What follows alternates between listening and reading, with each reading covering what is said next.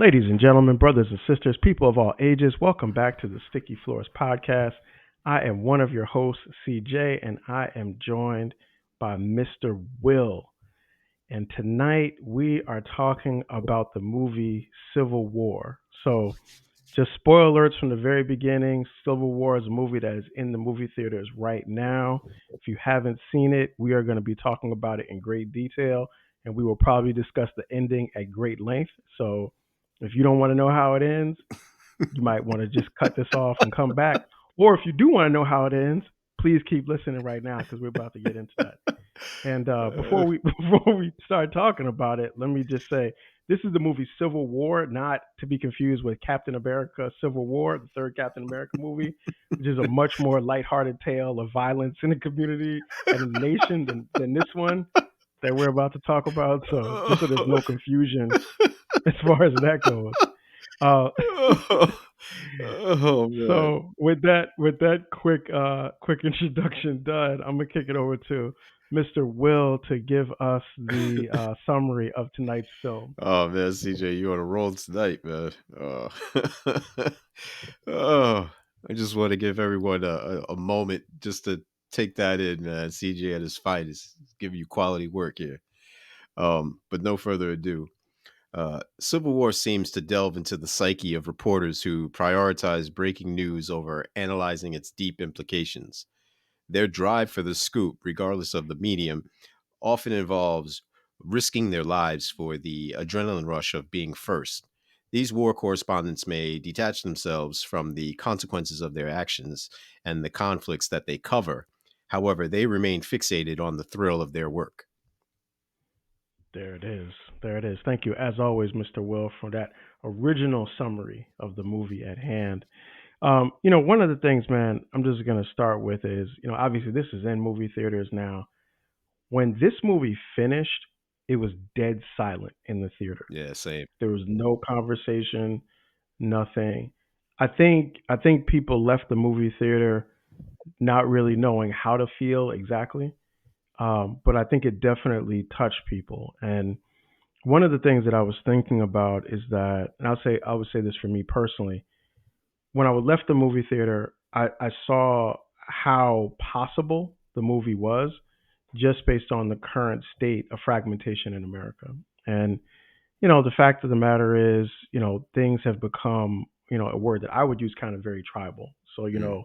whether that's Democrat, Republican, progressive, conservative, whatever the verbiage that you may use, whatever the descriptors or labels are used, it just feels so tense. And I think that tense nature and energy that people feel is really captured in a movie like this. And I think it really makes a world like this, which is maybe 5 years from now, maybe 50 years from now, whatever the case may be, feel much more possible and probable than maybe it did 15 or 20 years ago. Yeah, I'm gonna have to concur with that sentiment. State of affairs seems to be one in which everything and anything can be polarizing. And I think Hmm. that this movie encapsulates that sense of the country being divided, not only as far as their concerns and their thoughts, but also on the map. In the beginning of the movie, they talk about the different alliances and allegiances. I mean, you still have a good portion of the United States in which they're still loyal to the federal government or the essence of the United States of America, but then one of the things that the movie tends to concentrate on is that there is a Florida allegiance, that there is a union between Texas and Florida. And you even get snippets between both of our female protagonists in the movie. They mention where they're from, and it's pretty much middle of the Midwest, where they're from, Hmm. respectively, Missouri, and I forget the other state that Kirsten Dunst's character says, but nonetheless, you get the sense that there's a union between those nearby states like the Dakotas and such. But you're definitely dead on with regards to the fragmentation and its implications in this movie as well as a whole in the real world. Yeah, definitely, definitely. I think you see that. I think you feel it. I think we all feel it, Mhm. regardless of what your political affiliation may be, or even if you're not politically affiliated, even if you see yourself as an independent, I think you can feel the tension and the stress amongst people just based on whatever they're allied with, and that's state politics as well as like federal politics as well. The other thing that really jumped out at me about this movie is the the notion of like so many of the movies that we've talked about and some that we've referenced have dealt with this idea of like what happens when everything collapses, or when society kind of falls apart. And we talked about the Matrix a couple weeks ago, and Matrix is like what happens post an AI holocaust, or Hmm. you see the same thing with the Terminator. Right Yeah. after the machines take over and nuke everything and everyone. A couple about a last year, a movie came out on Netflix. What was it called? Leave the World Behind, Mm. which talked about like what happens on the day when American civilization starts to deteriorate. And it just makes me wonder why there's such a market and audience for these kinds of movies. Like, what is it about American cinema and the American citizenry that we're so attracted to these car crash kind of end of days Mm. movies Mm. where civility has has declined. You're in a war zone. America's become a war zone for whatever the case may be, and this movie is a lot like that, and it's very popular. I mean, right now, this is already the second highest grossing movie by A24. So it's making money, and people are going to see it, and people really seem to be attracted and fascinated to this end of days kind of work. Yeah. It's funny that you would mention like this fascination with the car crashes and such. I think that speaks volumes. Um, you had 2012, in which it talked about the end of the world. Um, Yep, that's a good one. I Yep. mean, even in 1999, when we were dealing with the potential of the Mayan curse coming to fruition, and everyone was, yeah, Y2K. and Yeah, Y2K joint. Yep. everyone was prepared for like lights out, and you know, people just running the streets, running wild. Um, I don't know if you remember. I want to say like around 2003, 2000, yeah, somewhere around that, when we had the blackout, and Yeah, yeah, yeah, yeah. and, Yep, yep. you caught snippets of it actually though, in the hmm city I was living in at the time, like, people were really running wild for the night, man, like, that Rampage and Busta Rhymes track, like, that I got a snippet of that. And even, and I don't say this part, lightly, even when I came home, like, from my commute, during 9/11, like, the streets were very, Mm, so I think, we've had snippets. We've had, an inkling as far as what that looks like, and I think the fact that people are fascinated, to some degree with the macabre, and they want to know. They want to get a sense as far as like what's in store for them. I don't think we're comfortable with the unknown. Um, I think that the fact that absolutely the collapse of ethics, integrity, along with the erosion of the democratic process and principles, where you had individuals down south having to be ID'd in order to vote, and then all of a sudden hmm you can't wait online, or you can't have water being distributed, like all these deterrents that are popping Yeah, up. It leads to a very deeply unsettling and chilling reality that, hey, this is what we're in store for. You have this dystopian narrative on screen that's mimicking the real world. You get a sense of abandonment of these fundamental principles that, the American dream is what everyone aspires for. The streets are paved with yeah, gold. You're told this narrative over and over and over, verbatim. Um, and then all of a sudden you see these values plunge, and society is headed to this downward spiral. Like, you see moral decay, you see unchecked powers. I mean, it's not hard to see yeah. that, you know, this movie touches a nerve. Yeah. And then, when you said that, I just thought about, wow, you mentioned 9/11, Mhm. right? So many people that are alive now were adults when that Mhm. happened. Both of us obviously were. Yeah. Then you think about something like COVID, Mhm. Oh right? yeah. Which is now just a couple years in the rearview mirror. and how many lives were lost Yes. and how many systems broke down and how inadequate some of our medical systems seemed and even some of our governmental systems seemed in terms of being able to respond to that. So maybe part of it is also that if you're a person who's lived in America for the last 30 years, you've seen a couple major Yeah. breakdowns of Hmm. society happen already, Yes. that have maybe made something like this feel a lot closer Mhm. and a lot more possible than maybe this did in like the 90s or like the early 2000s, something like that. So yeah, so that's an important thing to think about too. I know that there were some things that you were wondering about. I think one of the things was like how possible this is in America. Yeah, it's just really curious because after Katrina, in which individuals who were born here, It's another great citizens, example. Yeah. and you've seen like FEMA fail thousands upon thousands of Mhm. individuals. It got me thinking, how much is this a likelihood? Um, Mhm. I don't know. What do you have to say about that? Like, how often do you think that this could? I'll tell you what, and that once again, like Katrina, another great example of a collapse of I would say the safety net, the governmental safety net that people Yeah. expect to be there. So it wasn't there. And in each of these situations, you're talking about 9/11, you're talking about COVID, the Hurricane Katrina. Lives were lost in those Hmm. processes, and that has touched and affected people to this day, and will continue to. Um, I I I just worry sometimes that, and it's funny because it actually gets into something that Kirsten Dunst said in the movie. Her character, every time she took those pictures, she was trying to say it as a warning, Yes. right? And I wonder if sometimes movies like this are a warning of what can happen if we don't pay attention to these signs or these indicators that things are going off track. It's funny you should say that because, you know, um,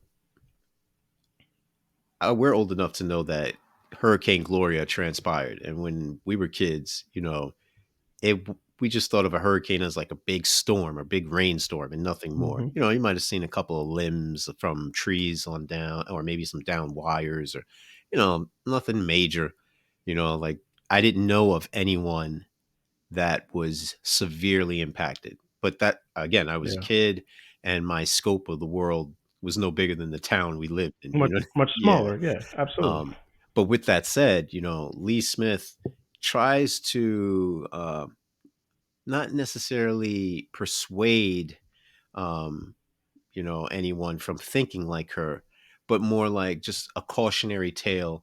Like this could happen, so just Yeah. beware, be leery, be on guard. Definitely you can go about your business. The world's not over, but you definitely have to keep your head on a swivel. When she takes Jesse into that parking lot, and they get to see all around, and they still Yeah. hear off in the distance like the firefight. She tells her like, Hmm. "Hey, take your camera out, take some pictures. What do you see right here? What are you feeling? All that stuff that you are pretty much instinctive. That fear Hmm. of potentially getting shot and killed. You've got to put that to the side. You're here to do a job, and your job is to report the news, not to be a part of the news, which is very foreboding as to what transpires later in the movie. Yeah, which Unfortunately, we're definitely going to touch on. yeah, Yeah, yeah, definitely. yeah, and the character, the younger girl in the Jesse, character in the movie, yeah, Jessie. Yeah, Jessie gets to be, I think, the audience in a sense, because as she's experiencing the horrific things that are happening in the country, yeah, the audience gets to experience it too, and not from the weathered lens mm, that the older two characters do. yeah, So they get to experience it more of like, yeah, we've been to war zones, we've seen this before. mm. There's something jarring about that scene where the two people are hanging up in the Oh car wash. yeah, yeah, Like that scene is jarring. But there's also something even more jarring because apparently that's happening like near Virginia yeah, or like Charlottesville or something like that. Like it's a real place that people yeah, know in America. yeah. And it's very unique for Jesse to be a. They depict her as like a young woman, 19 to 22, but she looks like she's 13. So Yeah, she does. and Yeah. I think that was done intentionally. I think she's supposed to embody the innocence. And then as she Hmm. continues on that path, it's innocence loss because now she's swept Hmm. away. So whether it be those scenes in which she vomits on herself, um, Oh, that was crazy. yeah. That was a crazy, that's a crazy scene, man. I mean, I get it. You see something that is so violent in nature that and it's Hmm. not commonplace. I mean, she said she was from Missouri. Like I'm pretty sure on Yeah. the farm with her parents, she didn't see people getting strung up.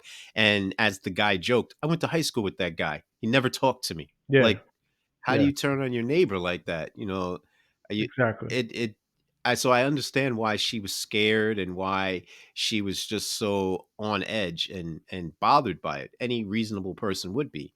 But Of course. Lee Smith, Kirsten Dunst's character, she's been in Kosovo and Libya and plenty of Somalia. I think she mentioned. She's just basically she's a grizzled veteran, and along with Yeah. her partner Joel, they're in the rush to get the news, and it seems like I commented on in the opening, that adrenaline, they get their blood pumping, like they lived for that. So it's really it's like a tale of two cities, if you will. And I don't mean the movie in the Hmm. book, but just that you have the young, the innocent, the naive, because you don't know what you don't know.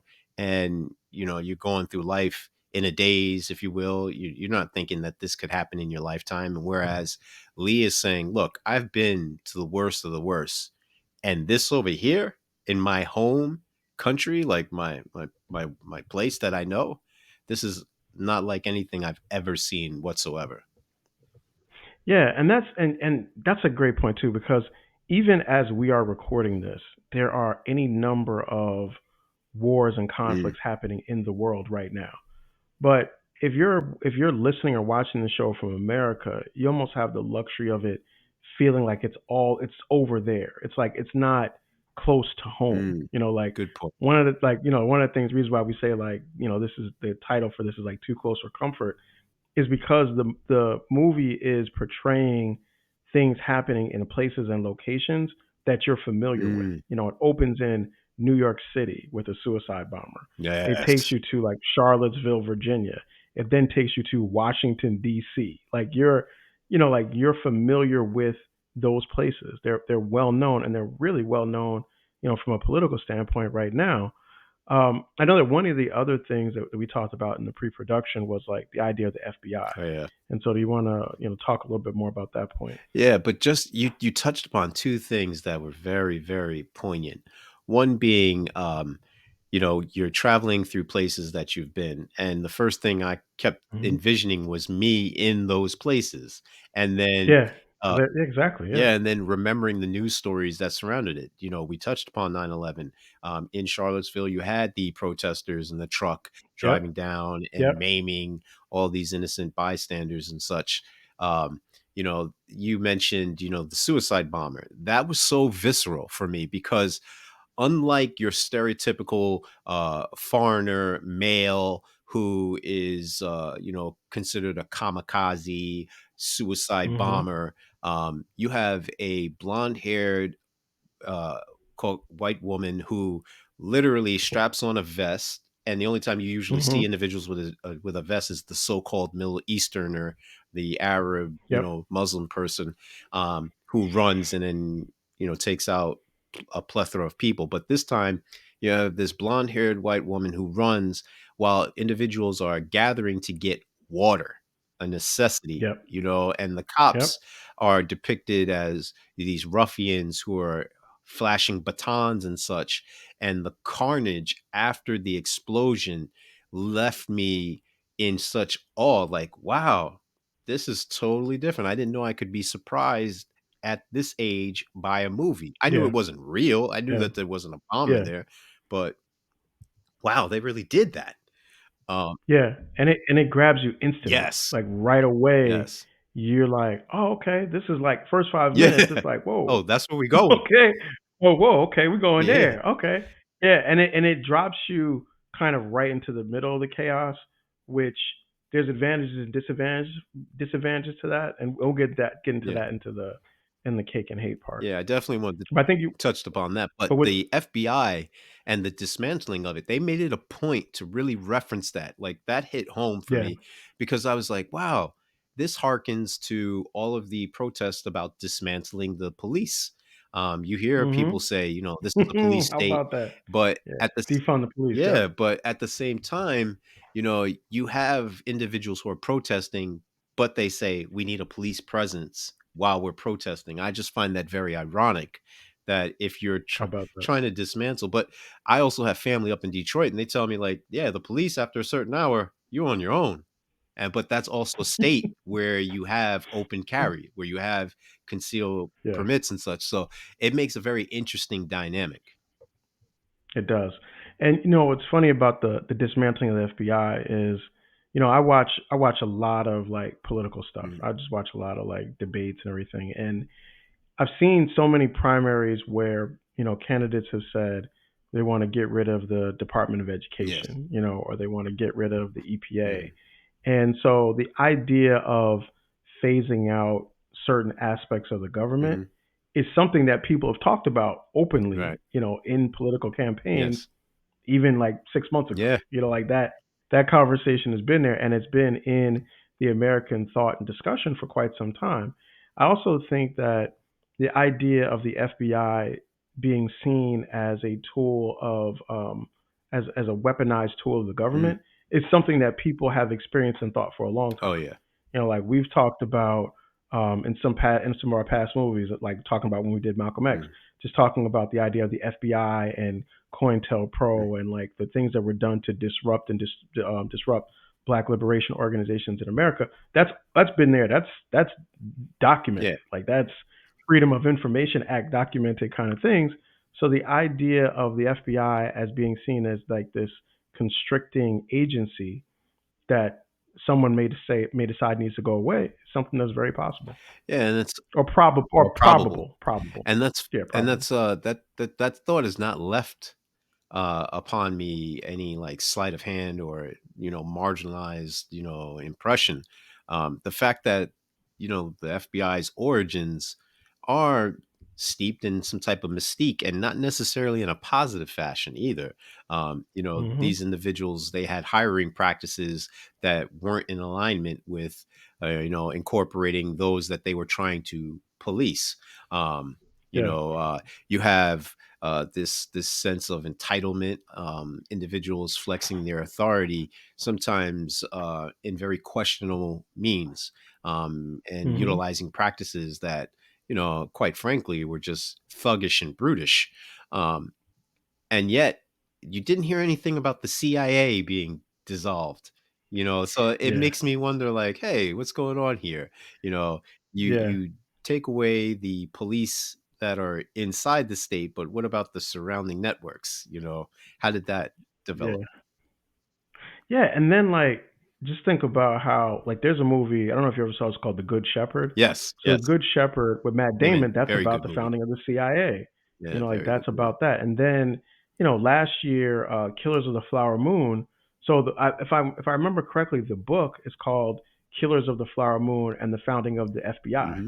So it's actually about, although the movie doesn't get into it as much, Yeah, how the FBI kind of grew out of that particular yeah. situation. So yeah, it's just very interesting, like those parts, and then the movies that have told you different parts of those stories, Yes, right, as well. yes.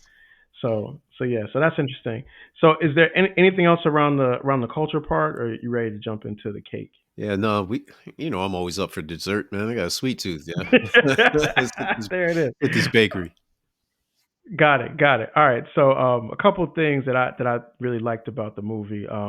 You talked about Kirsten Dunst. You talked about her character Lee. I just thought that her casting in this movie was one of the best examples of the right person to cast in a film like this. Mm, And we talked about this in pre-production. I feel like she has name recognition, she has face recognition in the movies, and in the movie business. But and I'm trying to think about the best way to say this. She still feels like she was vulnerable in the movie, mm. And I don't know if this was Julia Roberts, for example, if I would have been concerned for her well being throughout the course of the film. Because you're not going to see Julia Roberts get killed. This is not going to Mm. happen in a movie. But Kirsten Dunst is a star in her own right, and her in the role made me feel like she was she was at risk, and of course, in the end, she's at risk, right? So it plays out that way. So I think one of the things I really liked was her casting in like that role of Lee and the grizzled photographer veteran role. Wow, that's tough. I can see where you're going with that, and part of me is inclined to agree, but there's just this thing that's nagging at me where it's like I've seen Tom Cruise die in Collateral. I've seen I've Hmm. seen, Tommy Lee Jones die. I've seen Arnold Schwarzenegger die, if you will. The only people Hmm. that I don't I've even seen and I've even seen Bruce Willis, die in several movies. Uh, Yeah, you know what I yeah, mean? yeah, yeah, yeah, But yeah, when you mention the comparison of Kirsten Dunst and Julia Roberts, it's like, yeah, you know what? Why is it that it's very difficult for me to recall a A+ star, female yeah, star, female actress, that was redundant, um, get killed in that type of fashion or killed at all in a movie that's especially one yeah. like this that's jarring. That's a good point, CJ. Thank you, Yeah. man. So talking about the killing part, it's a lot of killing in this Yes. movie, Yes. and one of the other things I liked was I would say the natural and odd sort of ebb and flow of violence. Because the way the movie works, it's like super violent, crazy scene, Mm. then chill scene. Super violent, crazy scene, then chill scene. That's kind of the way the movie goes. And it reminded me of and I talked to you about this before. It reminded me a little bit of Hotel Rwanda Yeah. in the sense that, Hotel Rwanda has got like you're in this kind of serene, perfect hotel, but then there's like this violent massacre happening. And the characters in the hotel are experiencing this constant risk and concern that they're going to be killed. And then there's people like drinking beer and like having a good time and talking at the same time, right? And in this movie, you see the same thing. And I think the reason why I like it is because I think what it's saying is the human spirit is such that even in the midst of the worst situation you can imagine, people are still going to find time to like have fun, dance, drink, and kind of listen to music. And you see that in the movie. And it just reminds me of something that one of my mentors told me once, which is like he always says like even guys on death row tell jokes. And it's just the idea of like no matter how crazy things get, people are gonna be people still. So I like that part. Well, Um the last well, the last joint is the last 30 minutes of this film. This movie is good as a character study. It's good as a study of people in a traumatic situation. The last 30 minutes of it, it's a straight up war film. mm, And it's a straight up war film fought in downtown DC. And I thought it was actually very, very effective as such. And I thought like the way that it was shot, the angles, the kind of shaky camera thing that they were doing, it made me as an audience person feel like I was there, and I thought they really were successful at that. So that's my three slices of cake on it. What you got for us? wow. I just want to backtrack on something you said. Two things. Your point with regards to your mentor telling you that even individuals on death row tell jokes. That is Tell jokes. so Yep. crystallizing that it's not funny, haha, but it's so funny that you would say that because I was rewatching 13 Hours, The Secret Soldiers of Benghazi. That's with John That's a Krasinski. good. Yeah, that's tough. Yep. And Tough movie. Yep. and he says on the roof, I obviously I'm not going to quote it verbatim, but something to the effect of, it's the adrenaline. Like once it dies down, now we're back to doing this stuff. And then my mind starts to think and wander. Like, Hmm. I'm not Yeah, I scared remember. when the bullets are flying. I'm scared when we got the downtime and all we have to do is think. I'm thinking about my kids. Yep. I'm thinking about how some other man is going to raise my girls. And he Mm. said that, that hit a chord with me. Like that hit different. You know what I mean? Like, because you start thinking about your life and the totality of things and your place in the world. And here we are talking about a movie in which you know, there was that one scene in which they were in the stadium and they had two females checking people in, and the Mhm. it wasn't that, I was trying to, you know, say, "I'm man, hear me roar," or anything like that, but I was like, "This is a security threat." And they have two females with no guns, no checks and Mhm. balances. What's to stop somebody just running up in here and doing what that other female did from the rip with the With the bomb? bomb on the chest. Yeah. Yeah, and yet at that same time, those kids were still being kids. They were running, playing, Yeah. laughing, and it also reminded me of something like my mom would always tell me, like, there's this song, she would say The Hunger Years, and I think it's by like Neil Sedaka or something like that, or Paul Simon, one of the two. But nonetheless, she says the song was about how, when things were hard, they were happy, and everything was all good and didn't need anything. I mean, it's cliche. And here you have these kids, here you have these parents, and the lady Mhm. telling Lee Smith, Joelle, and Jessica, from the rip, like, look, we don't have any tents. Now imagine somebody telling you we don't have any more tents, not housing, Mhm. not apartments, tents. Hence, yeah. And Mhm. everybody was like, "All right, next." And then they go about their Yeah. business and they're playing, they're doing their thing. And Jessie pulls out like this cup, and she said, like, I learned this trick by utilizing my body heat to keep the Yeah. what, and she's eating Mhm. instant eggs. Not Yeah, I saw yeah. and Yeah. that just Yeah. that whole thing, just when you mentioned that, it hit me. And then you had mentioned the cinematography.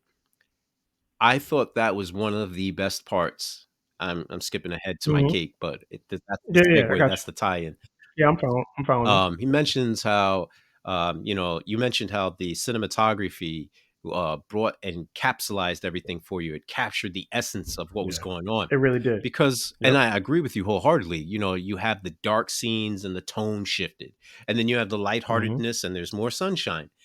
Even that Yeah. scene where they're going through and the lady's like, she's on her phone or whatever, not really paying attention. She's like, "Yeah, shop around, do whatever," and it felt like Oh, yeah, that's a crazy scene. a Yeah, yeah, semblance of yeah, like yeah, the yeah. real Middle place. America, Main Street. Yeah, you Yeah, know what I that's what mean? he's talking about. And everybody's Yep. chilling, they're doing the thing and trying on hats and dresses, and Jesse even says to her, "You're Mhm. so hard pressed that you can't even try on a dress."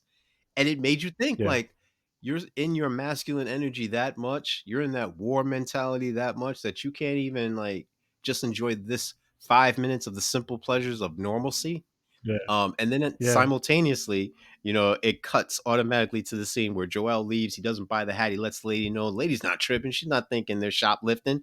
And then all of a sudden, you have Sammy, that's the elder black character, who's overweight, who's old, walks with a cane. So he's got some type of comorbidities, pre existing conditions. He's Mhm. not very ambulatory. And he says to Lee, he's like, don't blow, essentially, he's like, yo, don't blow it up, but peep the roof one time. And she looks up at, How about that? and nah, it's not that they didn't forget what time it was. They just were like, "Yo, we're gonna protect what's ours." And the lighting, the way it's shown when they did that, and the camera view and how it switched. Like, when you're presented the image, you're just going down the town and you're in suburbia. Mhm. Nice green grasses. Everybody's chilling. You can get downtown, and it's very quaint and remindful of what, like you said, middle of America, Main Street. Yeah, Main Street. Yeah, And absolutely. then the It actually reminded me of Main Street where we Yeah. grew up. Oh, yeah. Oh, yeah. But, It actually looked like that. Yeah. if you obviously haven't been home in a minute because, it's nothing like that, no way. It looks different. Yeah, it actually is a lot different Yeah, now. Yeah, yeah. I was back in. yeah. Yeah, it doesn't look like that But that anymore. But you know, of course, that what's crazy about that?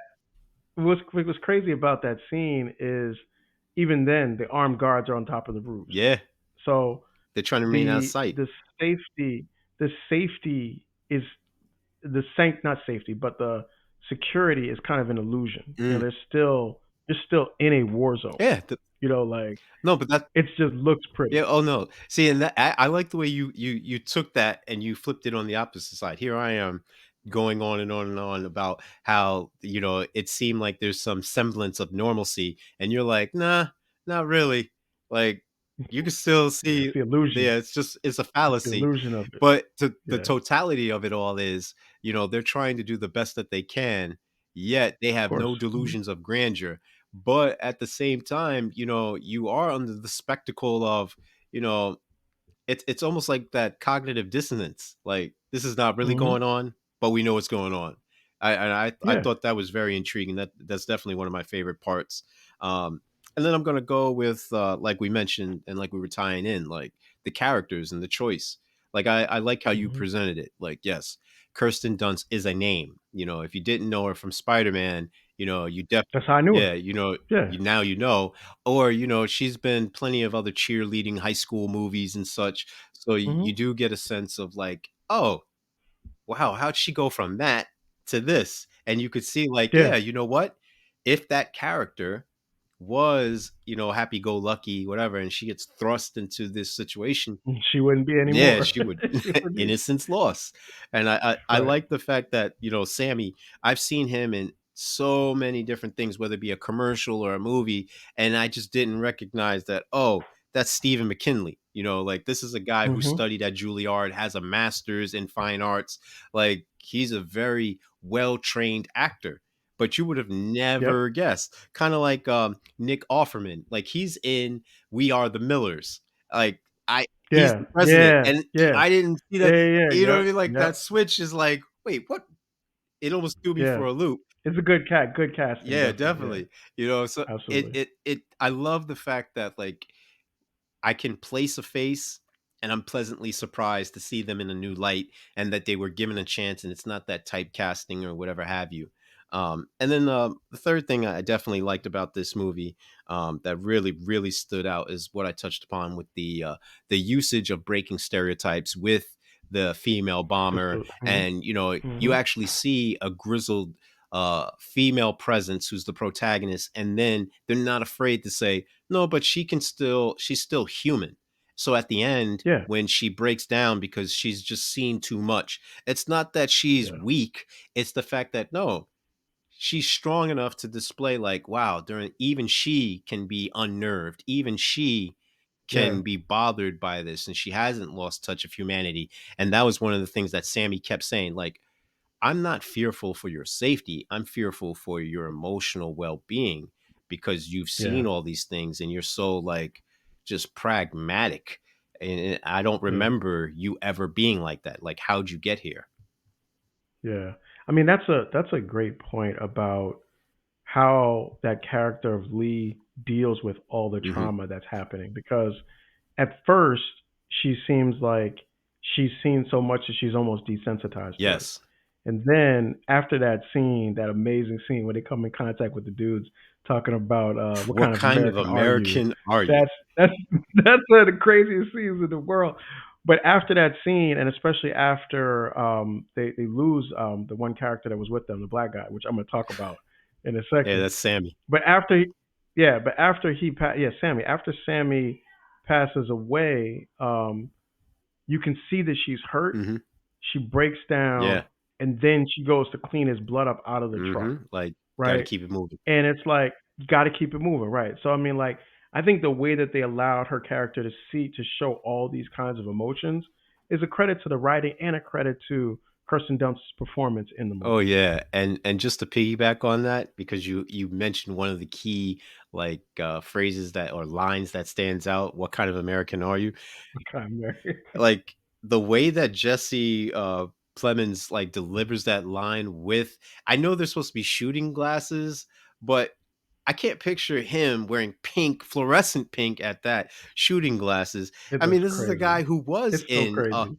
yeah, like, and the way he delivered that line, and his presence, and the Mhm. bravado that he, like, the unmitigated gall that he has to say that, it's like, wait, Mhm. what? And he Yeah. was in Killers of the Flower Moon. He was in Breaking Bad. So, like, Yes. Yep. when I seen Yep. him, like I said, when I seen him, it's like, wait, I've seen it. Is like, you were in Game Night. Like, how do you go from, like, that, Yeah.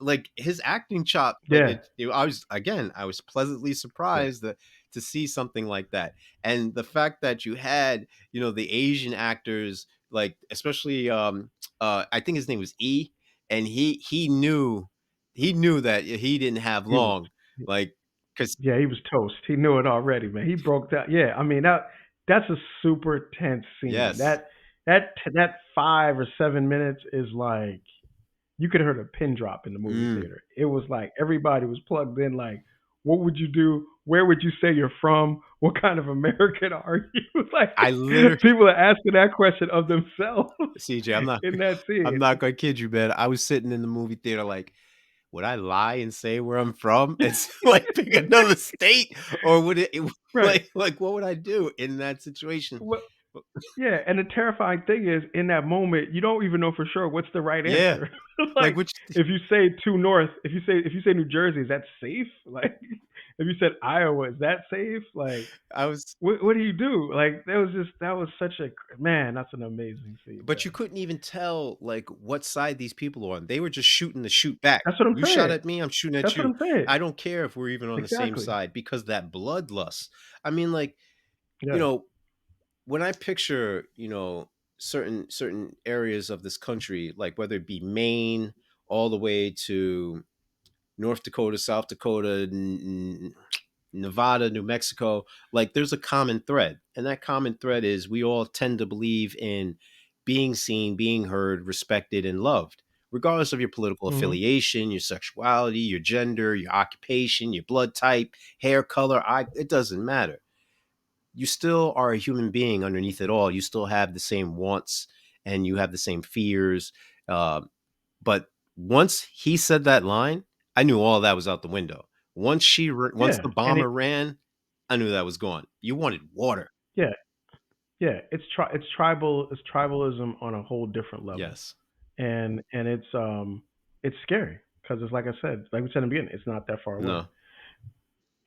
But anyway, so all right, so let's get into some of the hate, man. So there are, a lot of things we liked I about love it. that shit. Maybe some things we didn't like too much. So it's not all flowers, No, man. no. It's not all roses. Some of it is guns too. All right, so there's three things that I didn't like too much about this. Number one is like the lack of a backstory for really how all this happened. So you're given some clues that the current president declared a third term for himself. Mm, And then, like you mentioned, FBI was dismantled, and then things kind of fell apart. But you're not really sure what happened. And like, as we talked about before, I don't really like a lot of exposition in movies, mm, but sometimes movies need things. I would have loved the scene where somebody was like, dang, it's been 4.5 years since mm. President blah blah blah did this, and now this happened. Yeah. And hey, do you remember when they blew up the Brooklyn Bridge or something? Like just something that just kind of lets you know everything that was going on. So I thought not having that, it just kind of made it a little hard for me to follow the story at certain points. Yeah. I Um, could see that. the next part is the shifting tones, and we talked about this a little bit. I do like the idea of like that emotional kind of roller coaster, but some of the music that was Mm. chosen just kind of was weird to me. Like after that firefight, and then right after they basically execute 6 or 7 guys, then they start playing De La Soul, Say No Go, and I was in the movie theater like, is this the song that I'm hearing right now? Like, why are they playing De La Soul? Just musically, that didn't make sense. Like, okay, if you're gonna play Shook Ones or something like that, or like Hell on Earth by Mobb Deep, all right, cool. I'm like, cool, that's all right, that fits this movie. But De La Soul, like, no, that didn't fit for me. So I didn't like that. And then last thing, and you mentioned it before about my man Sammy. So when Sammy is like, I want to go with y'all, right, to DC, I'm like, Sammy, you're toast, brother. Please, like, there should have been another black character in this movie to say, Sammy, don't go with them. You're gonna die. You definitely gonna die, Sammy. Like Sammy is like, it's like the stereotype where they used to say black people always get killed in the first 5 minutes of the movie. This movie is like taking the black person on a journey to get killed. Like, at the end of this movie, Sammy is not gonna make it. You know it instantly. And it bothered me that he even decided to go because I knew he wasn't gonna make it. It was just like, let me just see how Sammy's character is gonna die. And he died. And I just hated it. Like I hated that he Oh. was gonna die, and I knew it from the beginning. So that's my hate. Yo, oh man, that's off the hook. Wow. It took him on a road to see how he was gonna die. Not when, not Yeah. if, but when and how. Were you surprised that he died? Was I surprised? No, but I think it was more Exactly. like, You know how like you're a wounded. They always say about wounded animals, particularly wounded lions, like they want to go out on their own terms and they're most fierce Hmm. when the end is near. I think it was more like he had dedicated his whole life to journalism and Hmm. exposing the truth or delivering the truth, if you will. And Hmm. I think he wanted to transition the way that he lived. It was a violent world, but he managed to find his salvation in doing what it was that he loved and adored. And I Dang, dang. You know, I hate when you're right about stuff like that. You know what? No, no, seriously, no, no, real talk, man. What you? That's really good, man. Did you write this? Is it? Are you? Is this one of your joint show where you like one of the co-writers? Like, like I think they serve beer in hell. Like, are you on one of this joint too? you know, Because no, that's actually a really good point. You made the black man sacrifice in this movie not seem so bitter. I appreciate well, you that. know, I appreciate how you did that. That's a good I job, just man. think that to me it was apparent because they were in the let's break certain motifs, certain Hmm. stereotypes, and they every person was utilized for a specific reason. Kind of like when we did Yeah. last week when we did Revenge of the Sith. Like each villain in that story told the tale of Anakin without you even knowing what was going on. Yeah. So Grievous I represented the understand. cyborg where Anakin was going to Hmm. become a cyborg, and the wheezing and the Hmm. trouble with the breathing. Darth Maul, one of my favorite characters, he dealt with the anger and the bloodlust and the revenge and just the animus that built up within him. And then, of Hmm. course, you have the fallen Jedi symbolized with Count Dooku. I think the movie Yep. does a great job of utilizing that same implementation, that same style by saying, hey, here are these four strangers, and they all represent a unique perspective that we call America. We have the Hmm. elderly, the lame, the non-ambulatory, the sick. Well, what happens to healthcare in something like this? You and I discussed this in the pre-production meeting, and it was like, all those Yeah. people are in the hospital. I think most people think, oh yeah, what happens in year two or month 10 or 5 years from now? No, no, no, no. A majority of Hmm. people are getting wiped out in 20 minutes, maybe even less. So you start thinking Yeah. like, oh Hmm. wow, what happens to those people? So that's Sammy. Jesse, like I said, represents the naivete that Americans have. I mean, think about it. Yeah. The last war fought in this country on this ground that we walk freely about. It was 1812 when the British came and literally ransacked DC. That's the last time like a foreigner came in and fought here. Hmm. I'm not talking about the Civil War here in the America. I'm talking about a foreign power coming and literally being like, nah, we've come to reclaim what's ours. Um, so Americans are removed from that. You know, you Yeah. you could turn on the TV and be like, oh, let's go get some popcorn and watch the news. Literally, that's what it's become. It's become a Hmm. spectacle. And then you have Joel, and he is with his accent. You could tell that he has another like English may not be his only language that he speaks, and he represents that Right. demographic of those who may be first or second, third, fourth, fifth generation immigrants who, in the spirit of huddle masses yearning to be free, bring me your poor, you're tired, they come here. And then, of course, Hmm. Kirsten Dunst represents apple pie and middle of America. She's from Colorado, and she and Jesse Yeah. bond over that commonality where they're saying, "Yeah, our folks are on a farm." I don't know too many people that own Yeah. farms anymore, and my father was a, Yeah. a farmer. No, it's good points, Yeah. man. It's good points. I like the reframe on the character of Sammy. Like I said, you made his sacrifice not seem as predetermined. It's a good point, man. Sacrifice wasn't in It gives vain, me something. It gives me something else to think no about. doubt. But anyways, though, that's the end of my hate. What you got?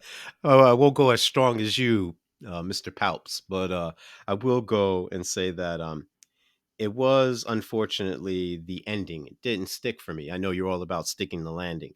Um, Gotcha. Got to I do that.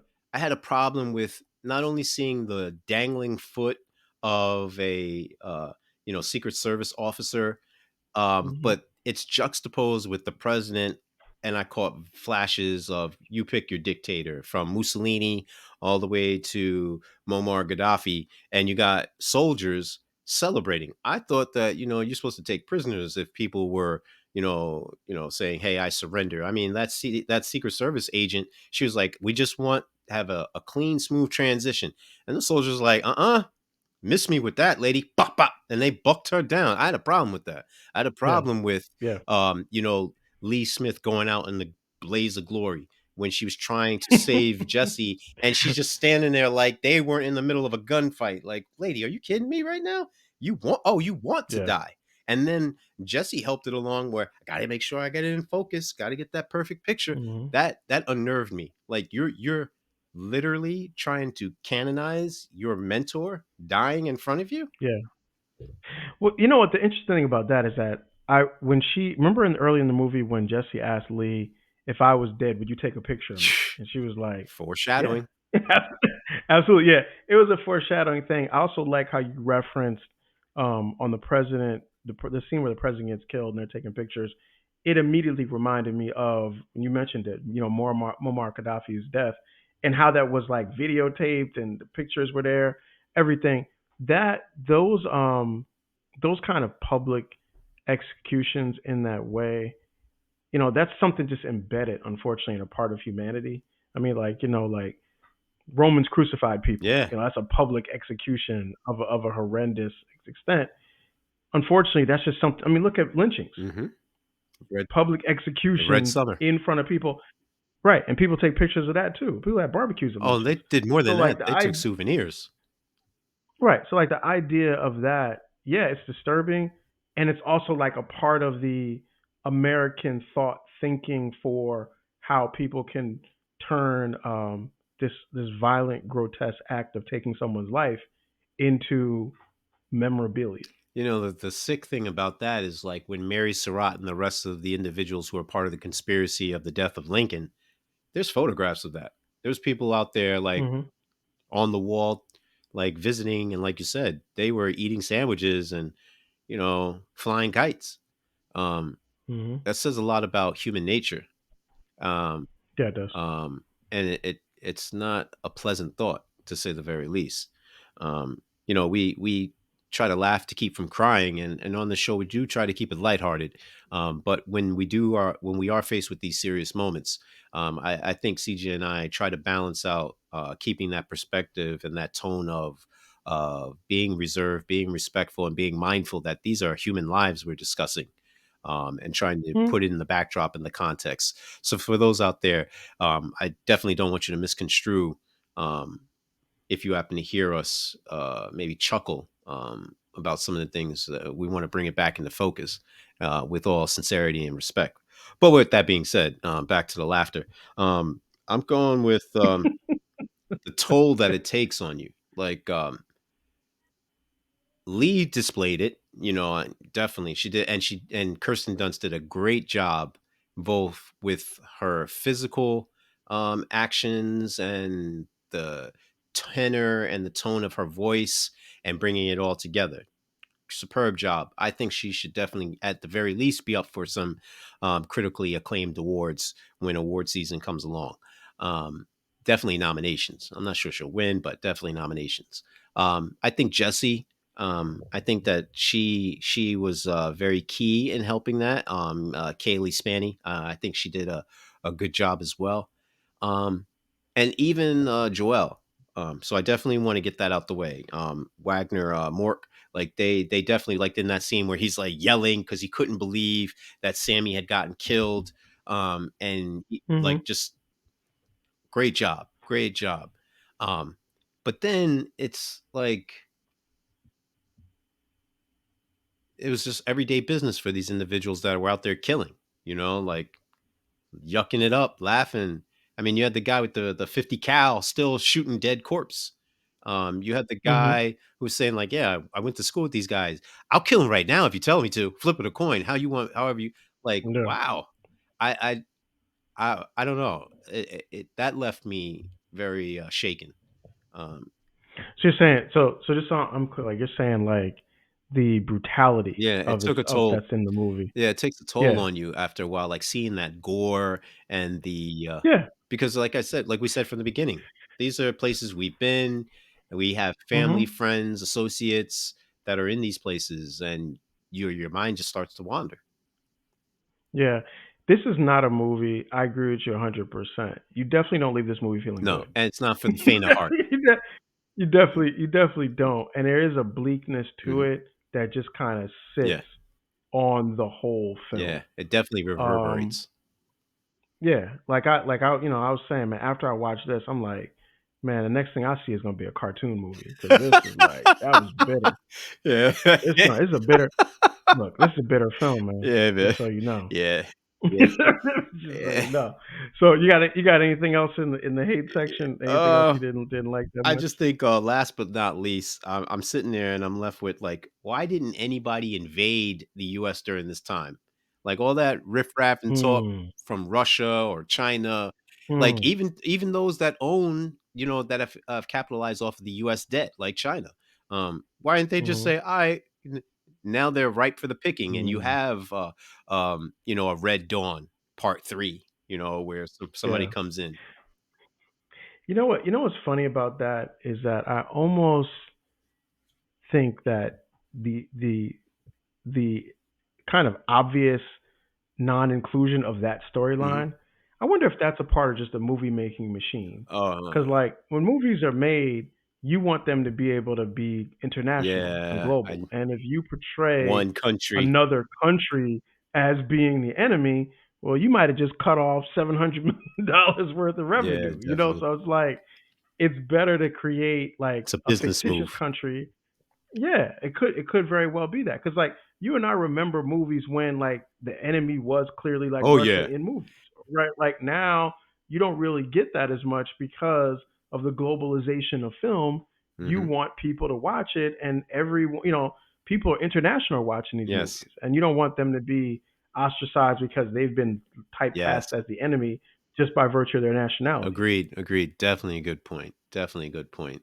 Especially with you, bringing it full circle with us being kids and seeing maybe the Iron Sheik, being portrayed Yeah, as the villain from Hulk Hogan, "Eat your yeah, vitamins and say your yeah, prayers," yeah. and then juxtaposing that Yo, with the movies. Yeah, definitely. Good point. Ivan Oh, Drago. yeah. Oh, yeah. Remember Ivan Drago, real Yeah. Rocky Four. You know what I'm Yeah. saying? So yeah, man, that's interesting. All right, let's get into the questions. I know we got some questions here. All right, so I'm gonna kick over a couple to you. Some of them in the movie, some of them a little bit outside the movie. Just to see what your thoughts are. Okay, so here's my first one. Do movies like this, and we talked about this, movies that are like showing like the end or showing like society breakdown. Do you think movies like this make these outcomes more likely or less likely to happen? Um, I'm gonna say they're just equally the same. I think they're Okay, already there. It's a source of inspiration. These things were bubbling, and I think people are telling on themselves. got it. Okay, all right. Who do you think is funding or arming the Western forces? And remember, in the movie, that's like California and Yeah, Texas are that's working correct. together, which would never happen, by the way. But Oh, like, of who do you course not. think was funding them? Who do you think was funding them, giving them weapons and armament to attack the federal government? The same people we criticize and try to ostracize now. Silicon Valley, entertainers, that's Mm, California. And then you still have your successful or financially successful people in Texas who have like all of the utilities and the power and the gas, the mm, oil, don't get it twisted. They tell you in Dallas, go big or go home. So mm. cattle, you know, She's saying Jerry Jones is funding oh that no joint. question. He got his own little militia, private army in this joint. There it Yeah. is. Okay, that's a good one. All right. So my next question is, okay, in this movie, this is actually my last question. So in this movie, we talked about how it ends, president gets Mhm. killed, and it kind of ends, movie ends there. 3 months after this movie's over, what do you think the state of America is? Still at war, easily. Still at war. Because Really? you have these And why do different you, why do you say? allegiances. Remember, you had Florida, and Florida had like them, South Carolina, Georgia, and a couple other spots. You know what I mean, Louisiana Yeah. and such. I mean, from Yeah. Maine to DC, so that's all. That's almost all of the original 13 colonies right there. Minus Yep. obviously South Carolina and such. And they went as far as to Nevada. I mean, so That's right. you didn't hear anything about Hawaii and Alaska. They're like, who cares? And the territories, Puerto Rico and such, they're like, yeah, whatever. But then you had the places like where Lee and Jesse were from, Colorado and Missouri, respectively. That's a whole nother allegiance altogether. And we touched upon Florida and I mean, excuse me, Texas and California. So that's four Yeah. different regiments, if you will, if you want to make it more simplistic. Just because the president's doing, that leads to my question. That doesn't mean that the federal government, the United States as a whole, is like, yeah, we're going to surrender and let these Yeah. other people rock. Yeah. Good point. So yeah, so it continues with war because there's no No clear clear, who's running, who's in yeah, charge. no clear. Yeah. Yeah. Good point. All right. Cool. That's my questions. What you got? I'm running with what happened to the local governments and the officials. You're right. Yo, I think they're dead. I was thinking about like, some of that clear way, it's a clever way to say it. No, Nah, they're all it's just dead. I think so. Yeah, they're sometimes dead. simple Yeah, is more. Okay. they're not gonna make it. Nope.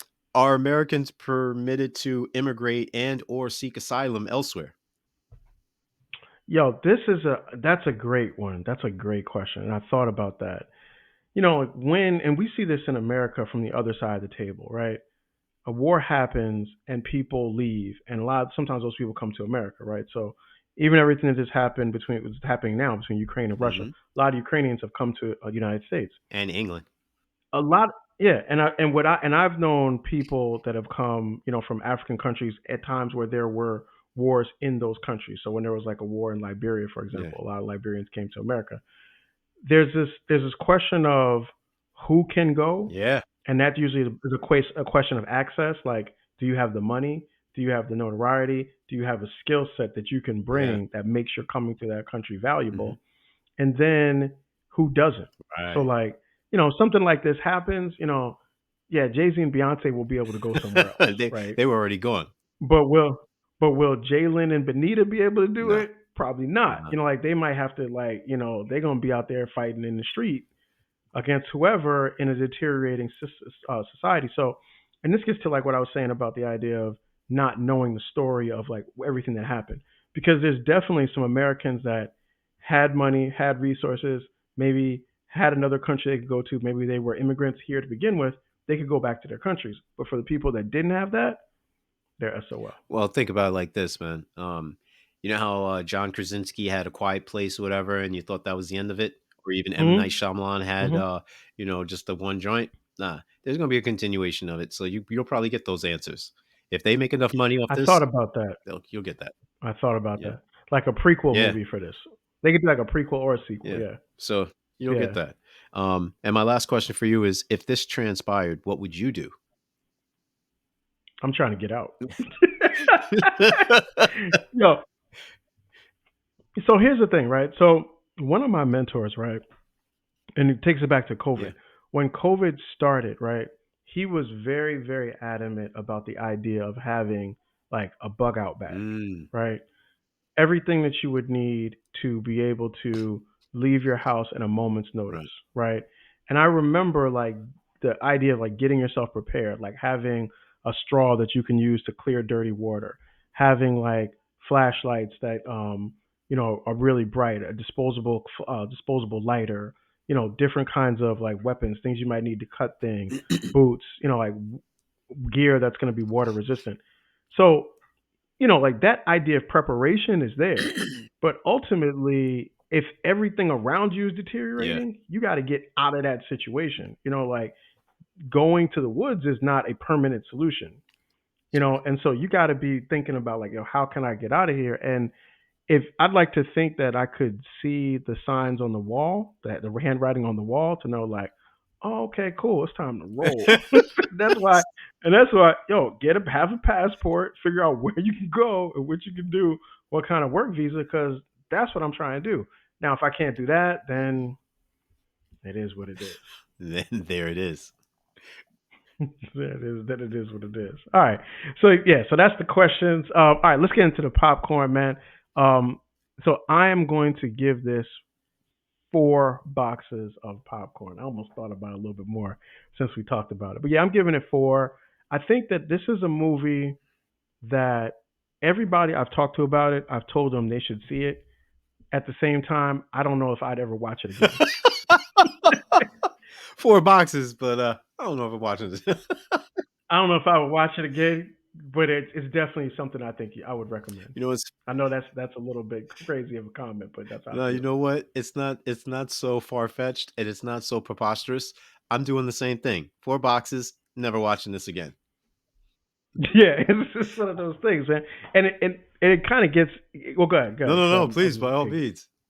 Yeah, it kind of gets to the theme, right? So like we talked about this, and we're from the '90s, man, and shout outs to Wu-Tang with this line that I'm about to say. But there's a song called "Assassination Day." It was on the Ghostface Killer Mm. Iron Man CD, right? Or I guess at that time it was a tape.